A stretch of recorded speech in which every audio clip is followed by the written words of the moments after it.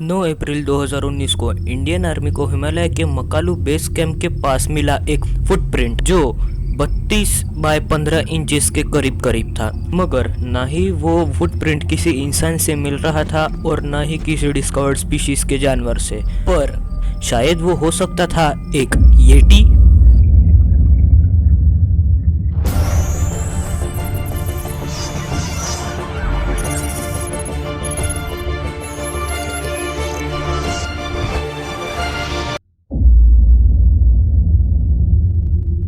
Yeti, जिसे abdominal snowman भी कहा जाता है, उसकी कहानियां भारत, नेपाल और भूटान में आम है, मगर दुनिया में नहीं। 2013 के एक ब्रिटिश साइंटिस्ट की रिसर्च से ये बात सामने आई कि येटी एक ब्राउन बियर की सब स्पीसीज है। 1925 को N.A. टोम्बाजी, एक फोटोग्राफर और रॉयल जियोग्राफिक सोसाइटी के मेंबर ने ये कहा कि उन्होंने करीब 15,000 फुट ऊपर जेमू ग्लेशियर के पास एक अजीब क्रिएचर को देखा। वो क्रिएचर बिल्कुल एक ह्यूमन बीइंग जैसा लग रहा था, मगर उसके शरीर पर बहुत से बाल थे।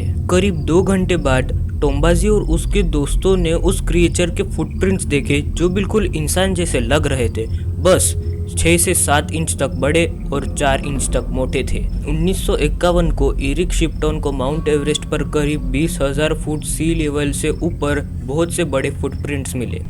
इन फुटप्रिंट्स पर कई सारे डिबेट्स हुए। कुछ का मानना था कि ये ऑर्डिनरी क्रिएचर्स के फुटप्रिंट्स थे जो स्नो मेल्टिंग की वजह से बर्फ में बड़े हो गए थे, लेकिन बाकियों का मानना था कि ये येटी के एग्जिस्टेंस का एक स्ट्रॉन्ग एविडेंस है। 1948 को पीटर ब्रायन ने ये दावा किया कि उन्होंने एक येटी के फुटप्रिंट को देखा नॉर्थर्न सिक्किम के जेमू ग्लेशियर के पास। 1953 को सर एडमंड हिलरी और टेंजिंग नोर्गे ने यह दावा किया कि उन्होंने बहुत बड़े फुटप्रिंट्स को देखा जब वो माउंट एवरेस्ट की स्केलिंग कर रहे थे। उनकी पहली ऑटोबायोग्राफी में टेंजिंग ने कहा कि भले ही उन्होंने खुद येटी को ना देखा हो, लेकिन उनके पापा ने येटी को देखा है। पर उनकी सेकंड ऑटोबायोग्राफी में उन्होंने कहा कि वो अब येटी के एग्जिस्टेंस को लेकर थोड़ा शक कर रहे हैं। स्लैवोमिर रेविक्स ने उनकी बुक द लॉन्ग वॉक जो 1956 में पब्लिश हुई थी, उसमें ये दावा किया कि जब वो और कुछ लोग हिमालय को क्रॉस कर रहे थे,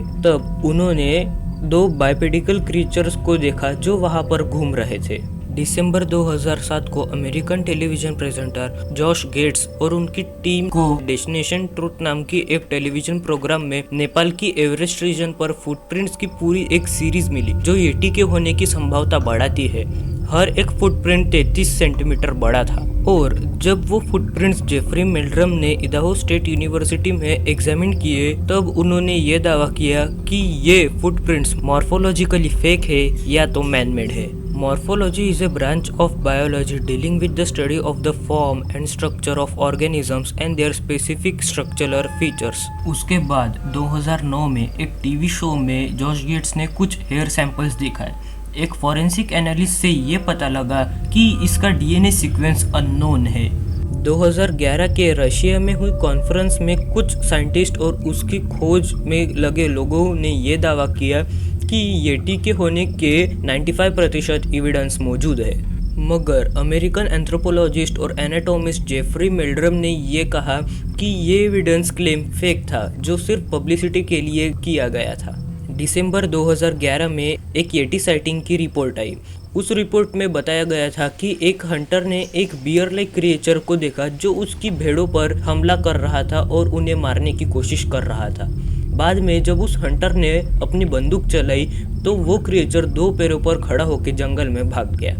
उसके बाद बॉर्डर पेट्रोल सोल्जर्स ने 2 पैरों पर खड़े एक हेयरी फीमेल क्रिएचर को देखा जो एक गोरिल्ला जैसा दिख रहा था, मगर उस घटना के बाद लोगों ने ये समझा कि ये या तो एक होक्स है या फिर पब्लिसिटी स्टंट। येटी एक इमेजिनेशन है या सच, यह आज तक पूरी तरह से पता नहीं चल पाया है। भले ही हमारे पास कुछ सबूत है, मगर फिर भी इससे ये पता नहीं लग सकता कि येटी एक असलियत है या फिर सिर्फ इमेजिनेशन। पर क्या पता, शायद हमें इसके बारे में जल्दी पता लग जाए।